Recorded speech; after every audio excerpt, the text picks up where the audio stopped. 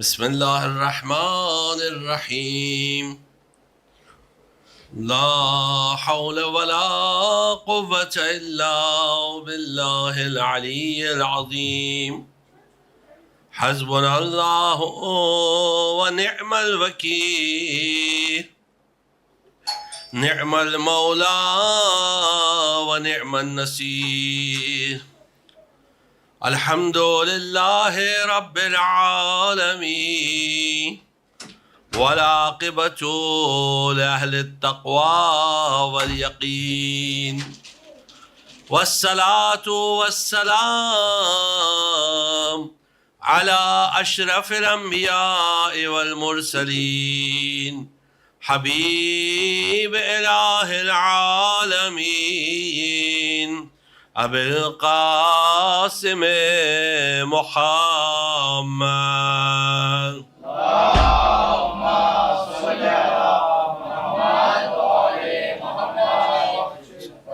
صلی اللہ علیہ وآلہ المعصومین الذین اذهب اللہ عنہم الرجس وطهرهم تطہیرا اللهم صل على محمد وآل محمد سیما بقیت اللہ فی الارض امام زماننا وولی امرنا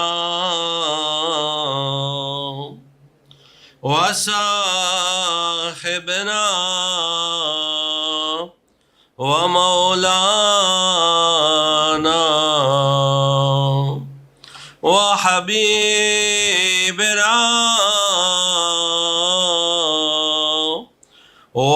وطبيبنا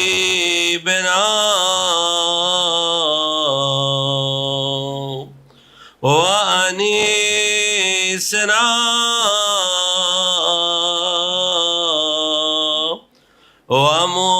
ومونسنا الكهف الحسين وغياث المضطر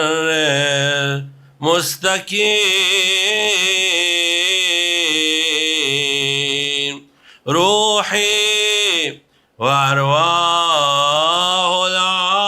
العالمين له الفداء أما بعد فقد قال مولانا وسيدنا الحسين بن علي عليهما السلام أيها الناس إن الله جل ذكره ما خلق العباد إلا ليعرفوه فإذا عرفوه عبدوه استغنوا بعبادته عن عبادة ما سواه صلوات اللهم صل على محمد وآل محمد آپ لوگ تھوڑا آگے آ جائیے ایک سلوات اور پڑھ دیجیے اللهم صل على محمد وآل محمد وعجل فرجهم سید الشہداء اس حدیث شریف میں فرماتے ہیں کہ ایھا الناس اے لوگوں ان اللہ جل ذکرہ یقینا اللہ کہ جس کا ذکر جلیل ہے جس کا ذکر بہت بڑا ہے جلیل ہے ما خلق العباد الا لیعرفوہ اس نے بندوں کو پیدا ہی نہیں کیا مگر اس لیے کہ اس کی معرفت حاصل کریں فَإِذَا عَرَفُوهُ عَبَدُوهُ جب اس کی معرفت حاصل کریں گے تب اس کی عبادت کریں گے یعنی تب اس کی عبادت صحیح اور حقیقی عبادت ہوگی فَإِذَا عَرَفُوهُ عَبَدُوهُ فَإِذَا عَبَدُوهُ اسْتَغْنَوْا بِعِبَادَتِهِ عَنْ عِبَادَةِ مَا سِوَاهُ جب اس کی عبادت معرفت کے ساتھ کریں گے معرفت کے ساتھ جب عبادت کریں گے تب دوسروں کی عبادت سے بے نیاز ہو جائیں گے یعنی دوسروں کے سامنے کبھی سر نہیں جھکائیں گے کبھی کسی کے سامنے اور جھکیں گے نہیں صرف ان کا ایک خدا ہوگا اور وہی اللہ ہے لیکن یہ اس وقت ہوگا جب ان کے پاس معرفت ہوگی اور ان کی عبادت معرفت کے ساتھ ہوگی.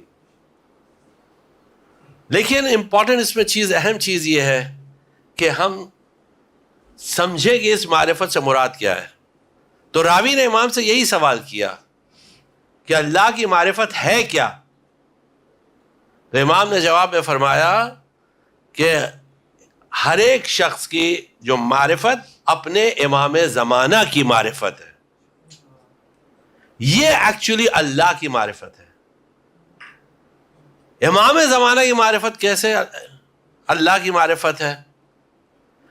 اس کی وجہ یہ ہے کہ امام صحیح راستہ بتاتا ہے کس طرح اللہ کی معرفت ترکیبی کو، یعنی انسان حقیقی معرفت تک، ریئل معرفت تک کیسے پہنچ سکتا ہے. اگر وہ صحیح امام کا دامن نہیں تھامے گا تو یقیناً وہ ادھر ادھر بھٹکے گا اور کبھی بھی صحیح راستے پر آ ہی نہیں سکتا. اسی لیے دعا میں ملتا ہے کہ بنا عبد اللہ، روایت میں ہے اور دعا میں بھی ملتا ہے بنا عبد اللہ، ہمارے ذریعے اللہ کی عبادت کی جاتی ہے. وَبِنَا عُرِفَ اللَّهُ، اور ہمارے ذریعے اللہ کی معرفت حاصل کی جاتی ہے. وَبِنَا وَحِدَ اللَّهُ، ہمارے ذریعے توحید کا صحیح عقیدہ ہوتا ہے. یہ ہم وجدان کرتے ہیں، روزمرہ کی زندگی تجربہ بھی کرتے ہیں کہ ہر وہ آدمی یا ہر وہ گروہ جس نے اہل بیت سے تمسک نہیں کیا، اہل بیت کا دامن نہیں تھاما، تو وہ مختلف خداؤں کا قائل ہو گیا. جو غیر ہے وہ تو غیر ہے، ان کی تو کوئی بات ہی نہیں ہے. یعنی جو مسلمانوں کے درمیان کی جو شہادتین پڑھتے ہیں ان میں ہم دو طرح کے لوگ پاتے ہیں. ایک کو کہتے ہیں مشبہہ اور ایک کو کہتے ہیں مجسمہ. یعنی شیعوں کے علاوہ جو دوسرے مسلمان ہیں یا تو وہ مشبہہ ہیں یا تو وہ مجسمہ ہیں. مجسمہ ان کو کہتے ہیں کہ جو خدا کے ایکچول جسم کے قائل ہیں. وہ کہتے ہیں خدا کا جسم ہمارے جسم کی طرح ہے، بالکل جیسے ہمارا جسم ہے ویسے ہی. باقاعدہ کتاب میں ان کے لکھا ہوا ہے، احمد ابن حنبل نے لکھا اپنی کتاب مسند میں کہ خدا کی قد و قامت کا بھی ڈسکشن پورا کیا کہ جیسے ہماری ہائٹ ہے، مثلا میکسیمم عربوں میں کیا ہائٹ ہوتی تھی؟ 6 فٹ ہوتی تھی، 6 فٹ ہائٹ ہوتی تھی. تو اس نے کہا خدا 66 فٹ لمبا ہے. یعنی اس نے ملٹیپلائی کر دیا 10 گنا کہ بھائی اور اس سے زیادہ کیا ہوئے گا خدا. جہاں تک اس کی عقل جا رہی تھی اس نے کہا بھائی اس سے زیادہ اور کیا ہوگا، 66 فٹ. اور پھر اس کے بعد خدا کے مختلف یعنی بہت ساری چیز، گھنگرالے بال بھی ہیں، گرین گاؤن پہنتا ہے اور گولڈن جوتے ہیں. باقاعدہ پوری ایک ایک چیز سب ڈیٹیل کے ساتھ موجود ہے. انہیں کہتا ہے مجسمہ. اور ایک دوسرا گروہ ہے جو کہتا ہے کہ نہیں خدا یہ ہے مشبہہ، یعنی اس کا جسم تو ہے لیکن کیسا ہے وہ ہم نہیں جانتے، لیکن ہے جسم ہے، بس ایسے ہی جیسے جسم ہوتا ہے ویسے جسم ہے، لیکن کیسا جسم ہم واقف نہیں ہے. یہ وجہ کیا تھی؟ یہ وجہ یہ تھی کہ انہوں نے اس در سے تمسک نہیں کیا، اس در پر حاضری نہیں دی جس پر رسول اللہ نے کہا تھا کہ جاؤ میرے بعد تم ان سے تمسک کرو. اگر ان سے تمسک کرو گے تو کبھی گمراہ نہیں ہوگے. انی تارک فیکم الثقلین کتاب اللہ وعطرتی اہل بیتی ما ان تمسکتم بہما لن تضلوا بعدی ابدا. میں تمہارے درمیان 2 قیمتی چیزیں چھوڑا جا رہا ہوں، ایک اللہ کی کتاب اور دوسرے میرے اہل بیت. اگر تم نے ان دونوں سے تمسک کیا، یہ روایت فریقین نے نقل کی ہے، شیعہ اور سنی سب نے نقل کی ہے، سب نے، اور کثرت کے ساتھ، تواتر کے ساتھ ہے یہ حدیث. اگر تم نے ان دونوں کو مضبوطی سے تھاما، تمسک خود عربی میں اس پہ ایک ڈسکشن ہے کہ تمسک کا مطلب کیا ہوتا ہے، تمسک کا یعنی تمسک کا مفہوم یا کانسیپٹ کیا ہے. تمسک جو عربک لٹریٹرز ہوتے ہیں نا، جو عربی ادبا لٹریچر کے جو ماہر ہوتے ہیں، انہوں نے لکھا ہے تمسک کا مطلب یہ ہوتا ہے، انہوں نے اس طرح ڈیفائن کیا ہے کہ جیسے ایک آدمی اگر ڈوب رہا ہے اور ڈوبتے ڈوبتے اس کے سامنے ایک لکڑی کا تنا، لاک آف ووڈ آتا ہے، تو وہ کیسے اس لکڑی کے تنے کو تھامے گا، کیسے پکڑے گا؟ آیا دور سے چھوئے گا؟ پوری جان سے اس کو پکڑ لے گا، کیونکہ وہ سمجھتا ہے کہ نجات اسی میں ہے. بس اسی طرح رسول اللہ کے بعد اگر نجات تھی تو قرآن اور اہل بیت سے تمسک میں. اسی لیے پیغمبر نے فرمایا ما ان تمسکتم بہما لن تضلوا بعدی ابدا فانہما لن یفترقا حتی یرد علی الحوض، کیونکہ یہ ایک دوسرے سے جدا نہیں ہوں گے جب تک کہ حوض کوثر پر میرے پاس نہ آ جائیں. جب تک کہ حوض کوثر پر میرے پاس نہ آ جائیں اس وقت ایک دوسرے سے جدا نہیں ہوں گے. لیکن پوری امت مسلمہ یہ شکار ہو گئی روحانی بیماری کا. یہ حقیقتوں کو سمجھ ہی نہ سکے, اور اس لیے نہیں سمجھ سکے کیونکہ پیغمبر نے فرمایا تھا انا مدینۃ العلم وعلی بابھا. اب وہ مدینہ علم کے دروازے پر گئے ہی نہیں, تو جب گئے نہیں تو علم کہاں سے ہوگا؟ اس لیے اندھیروں میں بھٹکتے رہے, اور اسی لیے وہ یہ نہ سمجھ سکے کہ بیماری کا سورس کیا ہے, اور یہ نہ سمجھ سکے علاج کیا ہے. اسی لیے مولا کائنات نے ایک خوبصورت شعر, آپ جانتے ہیں مولا کائنات سے بہت سارے اشعار نقل ہیں, بہت سارے اشعار ہیں, تو 2 شعر 4 بند ہیں آپ کی خدمت میں عرض کرتے ہیں کہ مولا فرماتے ہیں کہ دواؤ کا فی کا وما تشعرو وداؤ کا دواؤ کا فی کا وما تشعرو وداؤ کا من کا وما تنظرو اتحسب انک جرم صغیر وفیک انتفى العالم الاکبر. یہ مولا کائنات کا شعر ہے کہ دواؤ کا فی کا, تمہارے جتنے امراض ہیں, جتنے مرض ہیں, جتنے illnesses ہیں نا, سب کی دوا خود تمہارے اندر موجود ہے. وما تشعرو, لیکن تمہارے سمجھ میں نہیں آتی بات. وداؤ کا من کا وما تنظرو, اور تمہاری جتنی بیماریاں ہیں یہ سب تمہاری وجہ سے ہیں, لیکن تم دیکھتے نہیں ہو, اس کا سورس بھی تم ہو. اتحسب انک جرم صغیر, تم سمجھتے ہو کہ تم ایک چھوٹی سی جان ہو. وفیک انتفى العالم الاکبر, تمہارے اندر ایک پوری کائنات موجود ہے. مولا کائنات فرماتے ہیں تم ایک جان نہیں ہو, تمہارے اندر پوری کائنات موجود ہے, پوری ایک کائنات موجود ہے. عجیب. لیکن مسلمان اس در پہ گئے ہی نہیں, انہوں نے پوچھا ہی نہیں. اگر پوچھتے تو ان کے سمجھ میں آتا کہ انسان کی حقیقت کیا ہے, انسان ہے کیا, انسان کے پرابلمز کا سورس کیا ہے, وجہ کیا ہے. تو آئیے مختصراً 1-2 حدیث کی طرف جائزہ لیتے ہیں, اور پھر دیکھتے ہیں کہ کس طرح اہل بیت علیہ السلام نے چیزوں کو ڈیفائن کیا ہے. علامہ مجلسی رضوان اللہ تعالی علیہ, جنہوں نے بحار الانوار لکھی ہے 107 جلدوں میں, تو اس کتاب میں اوریجنل جو پہلی بہار چھپی تھی پہلی مرتبہ وہ 25 والیومز میں تھی, بڑی, لیکن بڑی بڑی ہوتی تھی. بعد میں جب اس کو چھوٹی کر دیا تو وہ 107 والیومز میں ہو گئی. اس میں ایک روایت نقل کرتے ہیں علامہ مجلسی, وہ ایک پورا چیپٹر لے کر آئے ہیں کہ جس میں فی خلق الارواح قبل الاجسام بألف عام, چیپٹر کا نام ہے کہ اللہ نے روحوں کو جسم سے 2000 سال پہلے پیدا کیا. اب یہ لوگ کیا سمجھیں یہ سب باتیں, سوائے وہ جو در اہل بیت پہ ہے, جس کو اہل بیت سمجھائے اسی کے سمجھ میں آئے گی, ورنہ غیب کا علم کس کو ہے سوائے اہل بیت کے.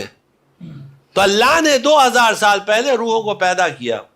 اس میں ایک روایت نقل کرتے ہیں کہ امام صادق علیہ السلام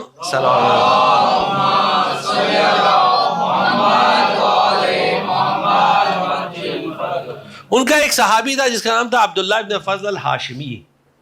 عبداللہ ابن فضل الہاشمی, اس نے سوال کیا چھٹے امام سے کہ لأي علة جعل الله عز وجل الارواح في الابدان بعد كونها في ملكوته الاعلى.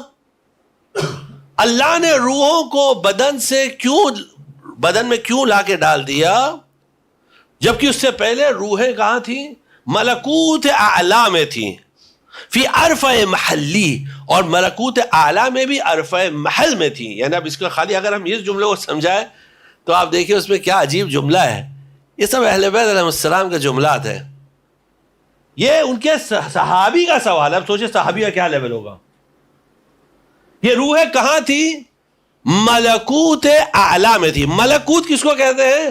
ملکوت خود ایک دنیا ہے جو اس دنیا پر احاطہ انکمپیس کرتی ہے, اور وہ عالم انوار ہے, ملائکہ کی دنیا ہے, فرشتوں کی دنیا ہے, نور ہی نور ہے. وہاں اللہ نے وہاں روحوں کو رکھا تھا, فی ملکوت ہی اعلی فی عرفہ محلی, اور اس میں بھی جو انسان کی روح تھی وہ بلند ترین جگہ پر تھی, بلند ترین مقام پر تھی, اور وہاں سے لا کے اٹھا کے اللہ نے اس کو اس دنیا میں یعنی پسترین جگہ پہ سب سے لولی جگہ پر لا کے انسان جو اسفل السافلین ہے اس کے جسم میں ڈال دیا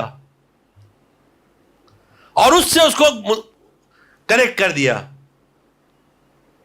اب راوی کا سوال بہت ڈیپ سوال ہے, ظاہر سی بات ہے اب یہ جواب بھی وہی دے سکتے ہیں جو اہل بیت کے فرد ہیں, باقی کسی میں اتنی صلاحیت بھی نہیں کہ یہ جواب دینا تو دور کی بات ہے, شاید سمجھ میں بھی نہ آئے کہ سوال کیا ہے. لیکن امام صادق علیہ السلام نے فوراً جواب دیا. ایک صلوات پڑھ دیجیے محمد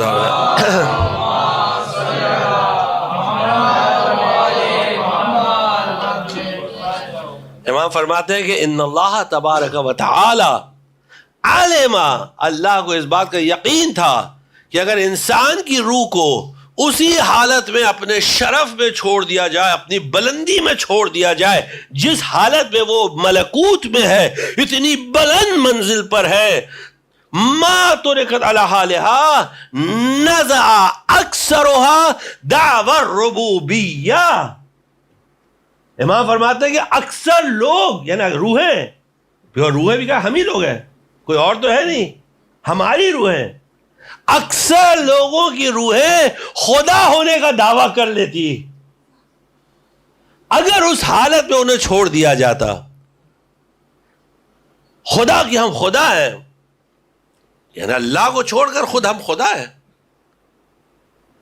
یعنی جب اللہ نے فرعون کی روح کو فرعون کے اندر رکھا, الگ سے نہیں تھی, باہر نہیں تھی, تب تو فرعون نے کہا کہ میں تمہارا سب سے بڑا خدا ہوں. کہیں اگر اس کی روح باہر ہوتی تو پتہ نہیں کیا دعویٰ کرتا. جب وہ عام طور سے یعنی روزمرہ کے مسائل میں الجھا رہتا تھا جیسے عام لوگ رہتے ہیں, تب تو اسے وہ کہنے لگا کہ میں تمہارا خدا ہوں, اور اگر کہیں ایسا نہ ہوتا تو پتہ نہیں کیا کہتا. تو امام نے فرمایا اللہ روح میں بندگی پیدا کرنا چاہ رہا تھا, انسان میں بندگی. کیوں؟ کیونکہ بندگی مقصد خلقت ہے, اللہ نے پیدا ہی اسی لیے کیا. جو سید الشہداء کی حدیث پڑھی آپ کے سامنے کہ سید الشہداء فرماتے ہیں ان اللہ عز وجل ما خلق العباد الا لیعرفوہ, اللہ نے نہیں پیدا کیا مگر یہ کہ وہ اللہ کی معرفت حاصل کریں, اللہ کو پہچانے کہ اللہ کون ہے. لیکن اللہ کو کب پہچانیں گے؟ جب وہ اپنے آپ کو پہچانے.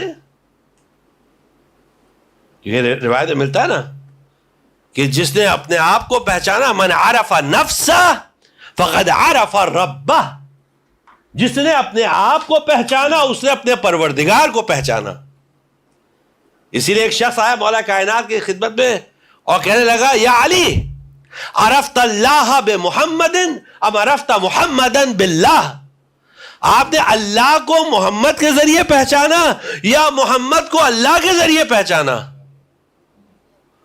مولا کائنات جواب میں فرمایا میں نے محمد کو اللہ کے ذریعے پہچانا, اور وہ اس طرح سے کہ میں نے دیکھا کہ محمد صلی اللہ علیہ وآلہ ایک مخلوق پروردگار ہے.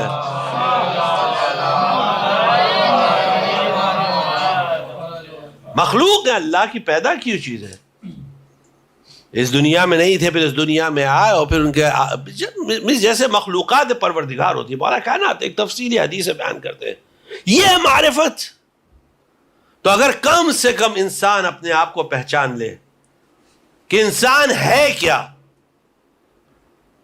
تو اس کے قرآن نے کم سے کم 51 بار لفظ انسان استعمال کیا ہے. 51 ٹائمز قرآن میں لفظ انسان آیا ہے. یا ایھا الانسان ما غرک بربک الکریم, اے پروردگار, اے انسان کس چیز نے تجھے تیرے پروردگار سے مغرور کر دیا, کیوں دھوکے میں آ گیا, کیا غرور, کس بات کا غرور ہے تجھے, کس بات کا گھمنڈ ہے تجھے, یہ کیا ہے, یہ کس بات کا گھمنڈ ہے؟ ما غرک بربک الکریم, کہ آج تو اپنے پروردگار کے سامنے سینہ سپر ہو گیا ہے. اللہ اکبر, یہ قرآن کی زبان ہے. تو جب اہل بیت کے در پہ آتے تو اہل بیت نے سمجھایا کہ دیکھو اپنے آپ کو پہچانو, تم دو چیزوں سے بنے ہوئے ہو, ایک جسم اور ایک روح. ایک جسم اور ایک روح. تم صرف جسم نہیں ہو, یہ مت سمجھو کہ ہماری زندگی کیا ہے کھانا پینا اٹھنا بیٹھنا سونا پھر بس یہی کر رہے ہیں. فوکس پورا کائے پہ ہے؟ سونے پہ ہے, کھانے پہ, اٹھنے بیٹھنا, یہ ہے وہ, بس دنیا داری, اس کے علاوہ کچھ نہیں. روح کا کوئی خیال نہیں. جو ایکچوئل اصل مین ایگزسٹنس مین وجود ہمارا روح. اہل بیت تاکید یہ پہچانو اپنے آپ کو تم ہو کیا. لیکن ہم لوگ بس صبح شام صرف کھانے پینے کی فکر زیادہ ہوتی ہے کہ بھائی یہ کھائے وہ کیا, سو رہے اٹھ رہے بیٹھ رہے کام کر رہے. روح کے لیے کیا, روحانیت کے لیے کیا, معنویت کے لیے کیا, اسپرچولیٹی کے لیے کیا. اس لیے مولا کائنات حضرت امیر المومنین علیہ السلام فرماتے ہیں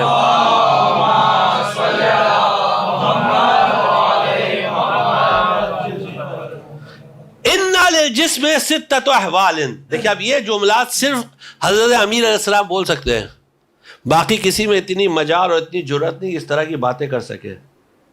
یہ صرف علی ابن ابی طالب علیہ السلام ہے جو اس طرح سمجھا سکتے ہیں. کہتے ہیں جسم کی 6 حالتیں ہوتی ہیں. اِنَّ لِلْجِسْمِ سِتَّةَ احوال. جسم کے 6 حالات ہوتے ہیں. اور وہ کون سے 6 حالات؟ ایک صحت ہیلتھ, دوسرا مرض بیماری, تیسرا موت, چوتھے حیات یعنی زندگی, پانچواں نوم یعنی نیند, اور چھٹے یقظہ یعنی بیداری جاگنا. یہ 6 حالات ہوتے ہیں. صحت 1, مرض 2, زندگی موت 4, اور نیند اور بیداری 6. یہ 6 حالات ہوتے ہیں انسان کی زندگی میں. یہ 6 حالات جسم کے تعلق سے یہ 6 حالات ہوتے ہیں. یہ 6 کے علاوہ اور کوئی چیز ہوتی نہیں ہے. اگر آپ کوئی بھی کنڈیشن دیکھ لیں تو یہ 6 حالات ہوں گے, اس کے علاوہ کوئی چیز نہیں ہوگی. مولا فرماتے ہیں وَكَذَلِكَ الرُّوحُ, اور روح بھی اسی طرح ہے. روح کے بھی 6 حالات ہوتے ہیں. صحت مرض زندگی موت اور بیداری اور نیند. لیکن فرق ہے, روح کی زندگی کیا ہے؟ علم ہے. جس کے پاس علم ہے وہ زندہ ہے, جس کے پاس علم نہیں ہے وہ مردہ ہے. اس کی موت کیا ہے؟ جہالت ہے. اس کی موت کیا ہے؟ جہالت ہے. اسی لیے حضرت موسیٰ علیہ السلام کے ایک صحابی نے ان سے کہا کہ میرے گھر میں ایک ڈیتھ ہو گئی ہے تو میں جاؤں, کیوں حضرت موسیٰ سے پڑھ رہا تھا, وہ علم حاصل کر رہا تھا, تو میں جاؤں تدفین میں. حضرت موسیٰ نے اس سے کہا کہ مردوں کو مردہ کا کام کرنے دو, تم یہاں علم کی باتیں کرو. مردوں کو مردوں کا کام کرنے دو, تم علم کی باتیں کرو. یہاں یہ زندگی یہ ہے, تو یہ زندگی ہے. موت, روح کی موت کیا ہے؟ جہالت ہے. دیکھیے آگے بڑھنے سے پہلے آپ کی خدمت میں ایک بات عرض کریں, یہ عالمی ہے, ہمارا ٹریجڈی ہے کہ جتنی تاکید نالج پہ, جتنی تاکید علم پہ, ایمفسس علم پہ اہل بیت علیہ السلام نے کیا اتنا کسی نے نہیں کیا. آپ ایک جگہ مجھے لے کر آئیے, ایک جگہ دکھائیے کسی دین میں, کسی مذہب میں جہاں 2 والیومز پوری 2 جلدیں صرف علم کی بات کر رہی ہیں. ایک کسی مذہب, ایک کسی دین کا لے کر آئیے, ایک خالی دکھا دیجئے بس. کہیں نہیں, کسی نے اتنی تاکید نہیں کی. لیکن انفارچونیٹلی آج ہمارا المیہ یہ ہے, آج ٹریجڈی ہمارے ساتھ یہ ہے کہ دنیا میں سب سے پچھڑے ہم ہی ہیں. علم کے میدان میں سب سے پچھڑے ہم ہیں. ابھی آپ نے دیکھا کہ چند سال پہلے انڈین گورنمنٹ جو تھی, کانگریسی گورنمنٹ, اس نے 2-4 کمیشن بٹھائے تھے مسلمانوں کے حالات کے اوپر, اور اس میں انہوں نے پورا سب انالیسس کیا کہ مسلمانوں کی کنڈیشن کیا ہے. انڈین گورنمنٹ نے کیا, اور اس میں کیا نتیجہ نکلا کہ مسلمان پورے ہندوستان میں دلتوں سے بھی پچھڑے, دلتوں سے بھی پچھڑے, ایک دم پچھڑے ہوئے, ایک دم بیکورڈ ہے. یعنی اگر دلتوں کی شرکت ایک ڈپارٹمنٹ ہے, مثال کے طور پر 3%, 4%, 6% ہے, مسلمانوں کی 1% ہے. اسی طرح ایجوکیشن میں سب سے پچھڑا طبقہ مسلمانوں کا ہے. اب ایک بات بتائیں آپ کو, آپ تعجب کریں, مسلمانوں میں سب سے پچھڑا طبقہ شیعوں کا ہے, سب سے بیکورڈ. اگر آپ نے رپورٹ نہیں دیکھی آپ دیکھ لیجیے گا, اس کو کہتے ہیں Sachar commission report. Sachar commission online available ہے, آپ جا کے دیکھ لیجیے گا. سب سے پچھڑے. دوسرے مسلمانوں کے پاس تو میڈیکل کالجز ہے, یہ ہے وہ ہے, بہت, یعنی ان کے کم سے کم 30-40 میڈیکل کالجز ہیں اور دوسرے انسٹیٹیوٹس ہیں. ہم لوگ پتا کسی بات ایک چیز, ایک کالج 2 کالج ہوتا ہے تو وہ زمین پہ پیر نہیں رکھتا, زمین میں پیر نہیں رکھے گا کہ بھائی ہمارے 1 کالج 2 کالج چل رہا ہے. لیکن آج آپ دوسرے مسلمانوں کو دیکھیے پھر بھی وہ اوپر آ رہے ہیں, یعنی کم سے کم 100 200 کالجز ایک ٹرسٹ چلا رہا ہے اور بڑی محنت کر رہے ہیں. ہم سب سے پچھلے, سب سے پچھلا, لیکن بات سمجھ میں آتی ہی نہیں ہے. اور اس سے ریلیٹڈ بہت سارے دوسرے ایشوز ہیں جو ابھی ہم کو بیان نہیں کرنا ہے, لیکن اسی سے اس کی آف شوٹ ہے. جو ہماری سوسائٹی میں میجر پرابلمز آ رہے ہیں وہ اس وجہ سے آ رہے ہیں. بہرحال تو علم حیات, جہالت موت. جہالت موت ہے. بیماری کیا ہے؟ روح کی شک. جس کو شک کی بیماری ہوتی ہے اس کی روح مریض ہے, جو ہر ایک پہ شک کرتا ہے, ہر ایک کو شک کی نگاہ سے دیکھتا ہے, وہ مریض ہے, روحانی مریض ہے. اور جو یقین کی حالت میں رہتا ہے اس کی روح صحت مند ہے, اس کی روح اچھی ہے, وہ صحت یاب ہے روح کے اعتبار سے. یہ حضرت امیر کے جملے. ہاں, اور کہتے ہیں کہ نیند روح کی غفلت ہے, انسان غافل ہے, حقیقتوں سے دور ہے, اپنی ایک الگ دنیا میں رہ رہا ہے, اس کو پتہ ہی نہیں کہ دنیا میں کیا ہو رہا ہے. اگر آپ اس سے پوچھیں کہ دنیا کیا ہے تو بولے گا صبح ہوتی ہے شام ہوتی ہے, عمر یوں ہی تمام ہوتی ہے, بس یہی کہے گا, یہی جواب, اس کے علاوہ کوئی دوسرا جواب ہے ہی نہیں. اور روح کا جاگنا کیا ہے؟ انسان کی بیداری اور الرٹنس ہے. وہ ایک ایک چیز پر اس کی نظر ہے, ہر ایک چیز پہ اس کی نظر ہے, اور وہ پڑھتا رہتا ہے, مطالعہ کرتا رہتا ہے, اور اپنے ساتھ دوسروں کو لے کے چلتا ہے تاکہ قوم اجتماعی طور پر بیدار ہو. لیکن انفارچونیٹلی حالات ایسے. بہرحال اب آپ دیکھیں, آپ کی خدمت میں آخری حدیث کے 2-4 جملے, ایک صلوات پڑھ دیجیے محمد و آل محمد علیہ السلام.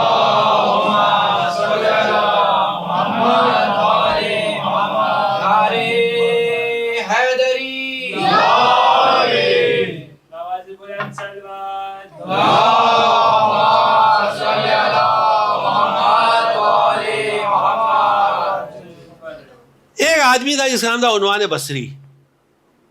یہ عنوان بصری 94 ایئرس کا تھا, 94 سال کا. 94 ایئرس کی ایج میں اس کو احساس ہوا کہ میں غلط راستے پر ہوں.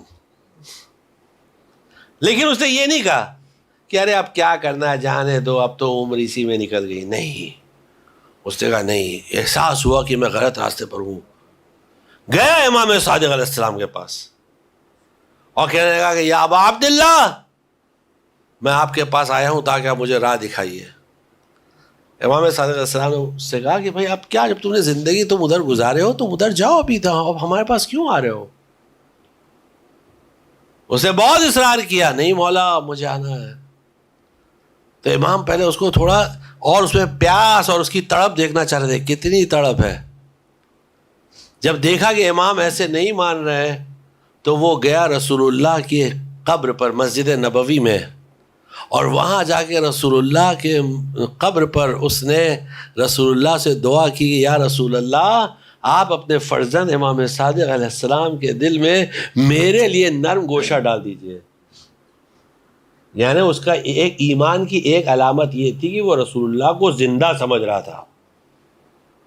آج کے مسلمانوں کی طرح نہیں کہ جو تو ہماری طرح تھے, نہیں, وہ زندہ سمجھ رہا تھا. اس لیے اس نے رسول اللہ سے دعا کی اور یہ دعا کرنے کے بعد واپس امام صادق علیہ السلام کے پاس آیا. جب آیا تو امام نے کہا ٹھیک ہے اب تم نے دعا کی ہے تو آ جاؤ. اور پھر امام نے اس کو چند جملے فرمایا, بس زیادہ حدیث بہت بڑی ہے لیکن ہم صرف 2-3 جملے 4 جملے ابھی خدمت میں عرض کریں گے بس. امام نے فرمایا کہ لیس العلم بکثرت التعلم یا بالتعلم. اے عنوان, علم صرف کتابیں پڑھنے سے نہیں آتا ہے کہ آدمی کتابیں پڑھ لے. کتابیں تو ایک چیز ہوتی ہے, یعنی انسان کی روح کی آنکھیں باز ہونا چاہیے, کھلی ہونا چاہیے. اگر روح کی آنکھیں بند ہیں تو کتابوں کا کوئی فائدہ نہیں ہے. جیسے آپ نے شعر سنا ہوگا کہ ہم ایسی سب کتابیں قابل ضبطی سمجھتے ہیں کہ جن کو پڑھ کے بیٹے باپ کو خفتی سمجھتے ہیں. یعنی بہت سارے لوگ ہیں بہت ساری کتابیں پڑھتے یہ پڑھتے, لیکن اگر ایکچولی آپ عمل کے میدان میں آئیے تو دیکھیے زیرو ہے, صفر ہے. قرآن نے ان کو کن الفاظ میں ڈسکرائب کیا ہے؟ سورہ جمعہ آپ پڑھتے ہیں, مثل الذین حملوا التوراۃ ثم لم يحملوها كمثل الحمار يحمل اسفارا بئس مثل القوم الذین کذبوا بآیات اللہ واللہ لا يهدی القوم الظالمین. وہ لوگوں کو توریت دی گئی تھی لیکن انہوں نے اس پر عمل نہیں کیا. ان کی مثال ویسے ہی ہے جیسے گدھے پر کتابیں لاد دی جائے. دیکھیے گدھے پر کتاب آپ لاد دیں گے تو بااخلاق ہو جائے گدھا, آواز اچھے سے نکالے گا. آیا بلبل کی آواز نکالے گا, مینا کی آواز نکالے گا؟ نہیں, گدھا گدھا ہی رہے گا. چاہے جتنی کتابیں آپ لاد دیجئے, جتنی اخلاق کی کتابیں لکھی گئی ہے تاریخ اسلام میں, آپ سب گدھے پر لاد دیجئے, کوئی فرق نہیں پڑنے والا ہے.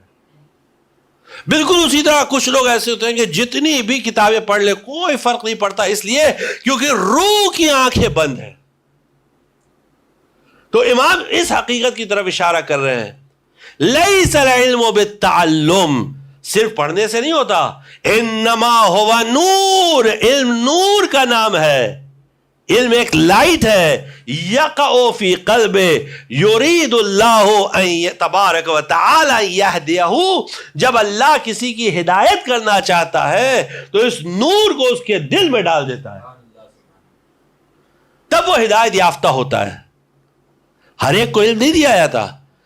علم وہ ہوتا ہے کہ جس سے انسان کے دل میں خوف خدا پیدا ہو.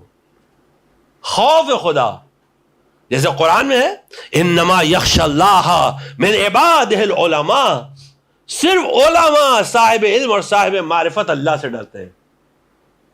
صرف علماء اللہ سے ڈرتے ہیں بس. علماء یعنی صرف وہ نہیں جو کتابیں پڑھے, نہیں, جن کی روح کی آنکھیں کھلی ہوئی ہیں وہ اللہ سے ڈرتے ہیں, اور کوئی اللہ سے نہیں ڈرتا. دعائے صبا آپ لوگ پڑھتے ہی ہوں گے, دعائے صبا جو صبح پڑھی جاتی ہے, مولا کائنات سے یہ دعا نقل کی گئی ہے. چھوٹی سی دعا ہے, 10 منٹ بھی نہیں لگتا ہے, لیکن اس کو پڑھیے ترجمے کے ساتھ. من ذا الذی یعرفک فلا یخافک, پروردگارہ کون ہے وہ جس نے تیری معرفت حاصل کر لی اور تجھ سے ڈرتا نہیں ہے. ومن ذا الذی یعلم ما انت فلا یہابک, اور کون ہے وہ جو جانتا ہے کہ تو کیا ہے اور پھر تجھ سے ہیبت زدہ نہیں ہوتا, تجھ سے تیرے سامنے کانپتا نہیں ہے وہ. مولا کائنات کے جملے. علم وہ ہے کہ جو انسان کو گناہوں سے دور رکھے. ایکچوئل نالج وہ ہے کہ جو انسان کو گناہوں سے دور رکھے. اگر وہ علم انسان کو گناہوں سے دور نہیں رکھتا ہے تو اس کی مثال وہی ہے کہ جیسے گدھے پر کتابیں لاد دی جائیں. اگر وہ ویسے ہی بیہیو کرتا ہے جیسے دوسرے بیہیو کرتے ہیں تو کوئی فرق نہیں. پھر عباد الرحمن, قرآن کے سورہ فرقان میں, اللہ کے بندے وہ ہیں الذین یمشون علی الارض ہونا, کہ جب زمین پر چلتے ہیں تو بہت ہی انکساری کے ساتھ چلتے ہیں, ہیوملٹی کے ساتھ چلتے ہیں.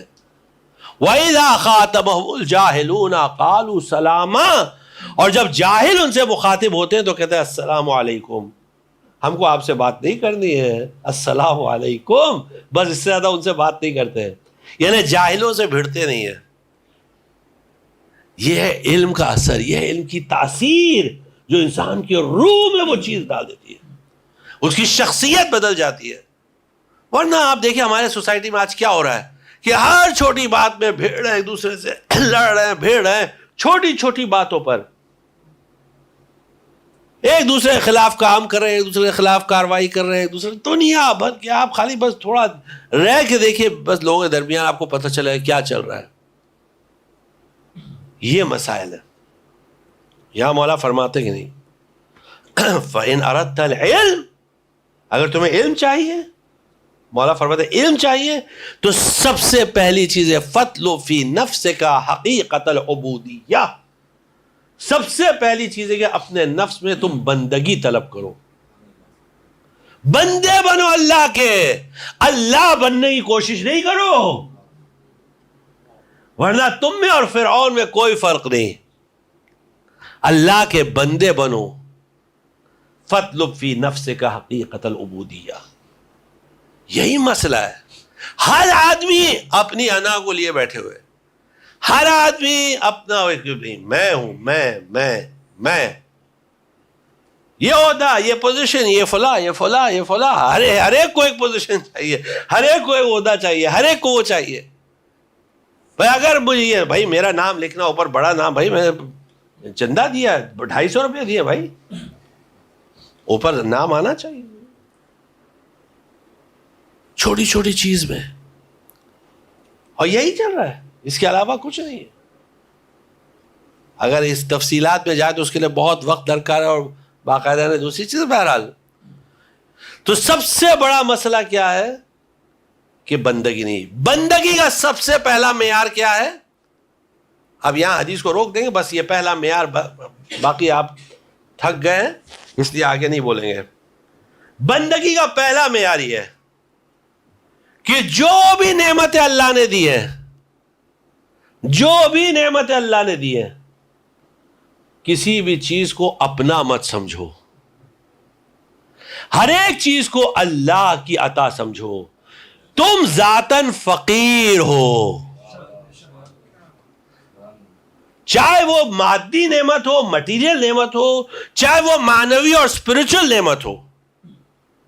کوئی بھی چیز، یعنی مادی نعمت ہے، یہ جسم اللہ کا دیا ہوا، یہ ہوا سے 5 سینسز اللہ کے دیے ہوئے، یہ دنیا میں جو بھی تھوڑی بہت دولت ہے، جو بھی گھر بار، سب اللہ کا دیا ہوا. کوئی بھی چیز ہماری نہیں. یہ جسمانی صحت یہ اللہ کی دی ہوئی، ہر چیز اللہ کی دی ہوئی ہے.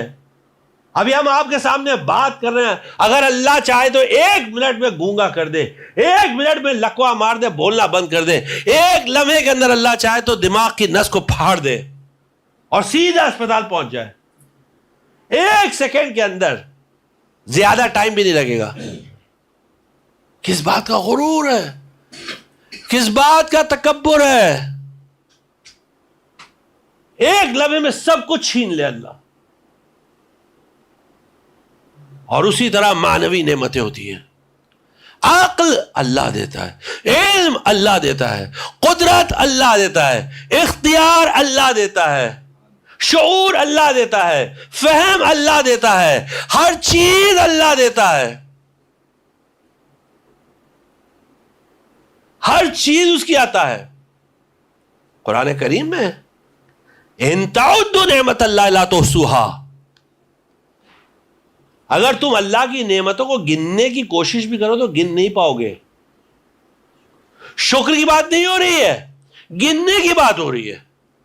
اللہ کہہ رہا تم گن نہیں پاؤ گے، کیونکہ اگر ہم نعمتوں سے واقف ہیں، ابھی ہم نے آپ کے سامنے چند نعمتوں کا ذکر کیا، یہ 1% بھی نعمت نہیں ہے. 1% اس کو آپ ملٹیپلائی کر دیجئے کئی ہزار کئی گنا، یہ صرف جسمانی نعمت. اسی طرح روحانی نعمت. دیکھیے ہم ایک مثال آپ کے سامنے دیتے ہیں، بس بات ختم. یعنی نعمتوں میں سے ایک سب سے بڑی نعمت جو اللہ نے انسان کو دی ہے، جو سب سے بڑی نعمت، روحانی نعمت، وہ ہے عقل. عقل سب سے بڑی نعمت ہے، اس سے بڑی کوئی نعمت نہیں ہے. یعنی ہم آپ کو ایک مثال دے دیتے ہیں، اگر آپ کسی سے کہیے کہ بھئی ہم آپ کو ایک بہت بڑا بنگلہ دیں گے سی فیس، اور نوکر چاکر لگے 10 12 15 گاڑیاں اور یہ اور وہ، ساری دنیا کی دولت، سب کچھ، آپ کو کوئی کام کرنے کی ضرورت نہیں ہے، سب کچھ دے دیں گے، ایک دم زبردست پیلیشل مینشن، ایک دم سی فیسنگ. صرف ایک چیز ہے بس، آپ کی عقل چھین لیں گے، دیوانہ بنا دیں گے، پاگل بنا دیں گے. کہ آپ کو اچھے برے کی تمیز نہیں ہوگی, کوئی چیز سمجھ میں آئے گی نہیں, ایک دم دیوانے کی جیسے دیوانہ ہوتا ہے ویسے بنا دیں گے, بس اتنا سا. آپ بولیں گے بھیا رہنے تو مجھے نہیں چاہیے. اگر عقل ہے تو سب ہے, اور اگر عقل نہیں ہے تو کچھ نہیں ہے. اللہ اسی طرح ایک ایک نعمت کو چھینتا رہتا ہے, ایک ایک نعمت کو اللہ لیتا رہتا ہے. جب انسان کی عمر 40 کے بعد 50 کے بعد جب انسان جاتا ہے نا, تو ایک ایک نعمت جاتی رہتی ہے. اور قرآن نے اسی حقیقت کی طرف ترجمانی کی ہے, وَمَن نُعَمِّرْهُ نُنَكِّسْهُ فِي الْخَلْقِ, جس کو ہم عمر میں, جس کی عمر ہم زیادہ کرتے ہیں, نعمرہ عمر سے بنا ہے, جس کو ہم بوڑھا کرتے ہیں نا, تو پھر خلق میں یعنی خلقت میں اس کی حالت غیر کر دیتے ہیں, اس کی حالت ہم بری کر دیتے ہیں. اللہ ایک ایک چیز اس سے لیتا رہتا ہے, ایک ایک چیز چھینتا رہتا ہے, اور پھر اس کو احساس ہوتا ہے کہ وہ نعمتیں کیا تھیں. اور ہر وہ آدمی جو 50 کے اوپر جو کراس کیا ہے, 60 کراس کیا, آپ اس سے بات کریے تو بولے ہاں رے بھائی جوانی کی بات الگ تھی, اس ٹائم پہ تو ایسے ہم دوڑ لیتے تھے, اس ٹائم پہ چیزیں یاد بھی رہتی تھی, اب تو یاد نہیں, اس ٹائم کی بات الگ تھی. آدمی جاتا ہے, جیسے جیسے قبر کے نزدیک جاتا ہے, اللہ ایک ایک چیز اس سے لیتا رہتا ہے, تاکہ اس کو اس بات کا احساس ہو کہ اب وہ کہاں جا رہا ہے, کس منزل کی طرف جا رہا ہے. نفس الرجل خطوۃ الی اجلہ, انسان کی ہر ایک سانس اس کو موت کی طرف لے کے جا رہی ہے, اور انسان ختم. اگر وہ جسم کو صرف جسم سمجھتا ہے تو موت کے ساتھ ختم ہو جاتا ہے. اگر جسم کو صرف اپنے وجود کو صرف جسم سمجھتا ہے تو موت کے ساتھ ختم ہو جاتا ہے. رسول اللہ کی خدمت سورہ یاسین آپ لوگ پڑھتے ہوں گے نا, سورہ یاسین یہ آخری آیتیں پڑھیے. رسول اللہ کے پاس ایک آدمی آیا, قبرستان میں گیا, اس نے دیکھا کچھ ہڈیاں پڑی ہوئی بوسیدہ, اور لا کے رسول اللہ سے کہا کہ دیکھیے یہ بوسیدہ, یہ دیکھیے ہڈی, یہ مردے کی حالت ہو گئی, اور آپ کہتے ہیں کہ قیامت ہے اور اٹھایا جائے گا, یہ سب باتیں آپ کرتے ہیں. یہ دیکھیے یہ ہڈی ہے, دیکھیے. قرآن کہتا ہے وَضَرَبَ لَنَا مَثَلًا وَنَسِيَ خَلْقَهُ, وہ ہمارے لیے مثال پیش کر رہا ہے. اللہ کہہ رہا ہے وہ ہمارے لیے مثال پیش کر رہا ہے, اور اپنی خلقت کو بھول گیا, اپنی اوقات کو بھول گیا. وَنَسِيَ خَلْقَهُ قَالَ مَن يُحْيِي الْعِظَامَ وَهِيَ رَمِيمٌ, کہتا ہے کہ یہ ہڈیاں اب ایک دم بوسیدہ ہو گئی ہیں, ان کو دوبارہ کون زندہ کرے گا؟ قول, اے پیغمبر اس سے کہہ دیجئے, یحیی الذی انشأہا اول مرہ, جس نے پہلی بار پیدا کیا تھا وہی دوسری بار پھر پیدا کرے گا. ایک صلوات پڑھ جائے محمد.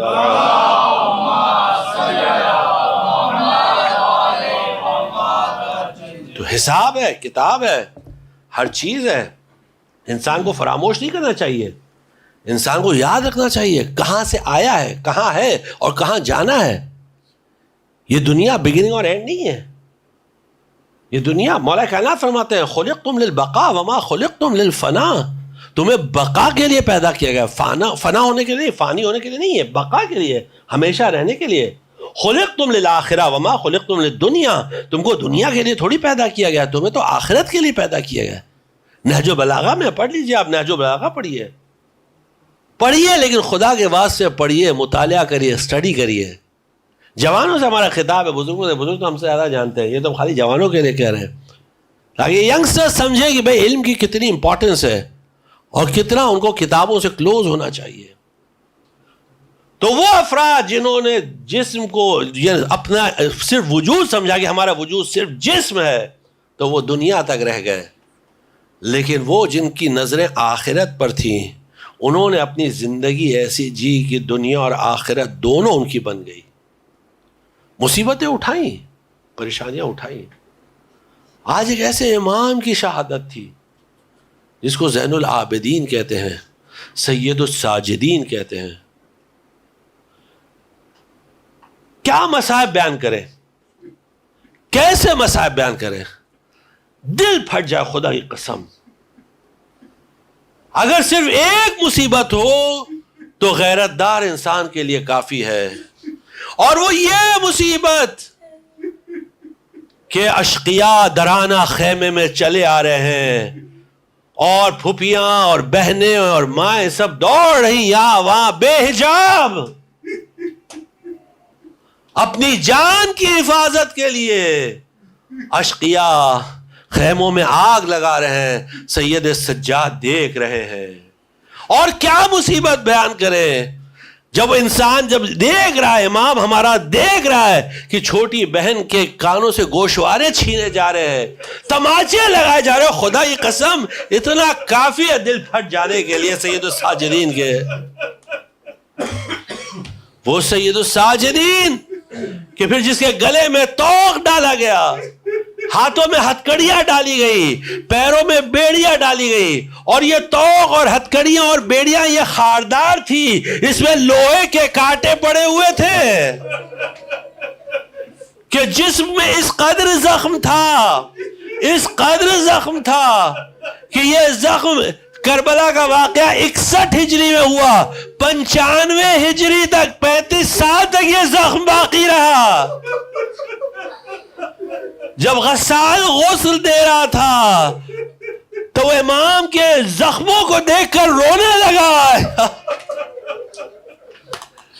امام کے زخموں کو دیکھ کر رونے لگا سید الساجدین. اور کیا برداشت کریں, کوفے کے بازار میں لایا گیا, کھجور بھیجے گئے بطور صدقہ, آل محمد کو صدقہ دیا جا رہا ہے سید الساجدین. اور کیا برداشت کرے,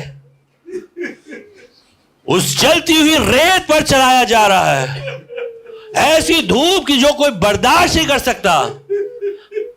ابھی حاجی گئے تھے حج پر, جبکہ آج ساری سہولتیں موجود ہیں, لیکن پھر بھی کئی لوگ دھوپ کے مارے مر گئے.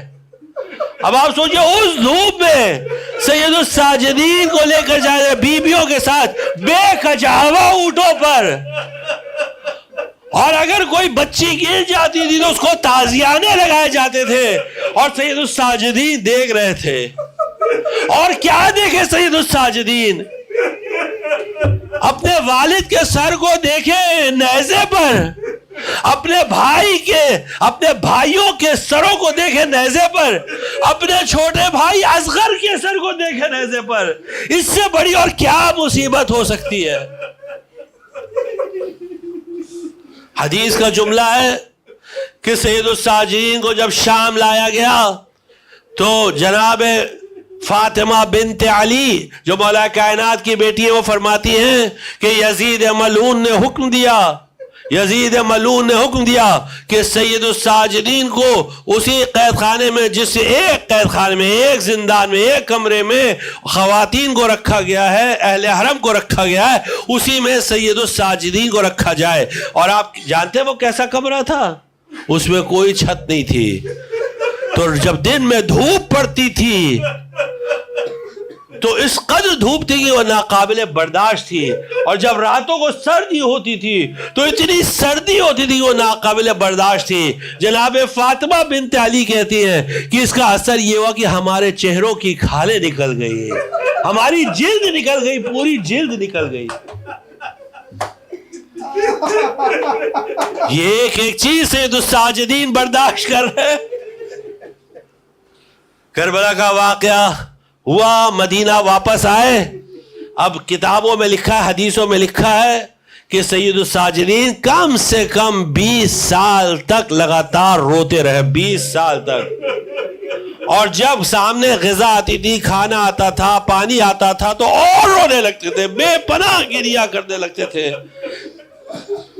کہ یہاں تک کہ ایک مرتبہ ان کے غلام نے کہا, جس کا نام منہال تھا, کہ مولا آپ اتنا گریہ کیوں کر رہے ہیں, شہادت تو آپ کی میراث ہے. مولا نے جواب فرمایا, منہال تم نے انصاف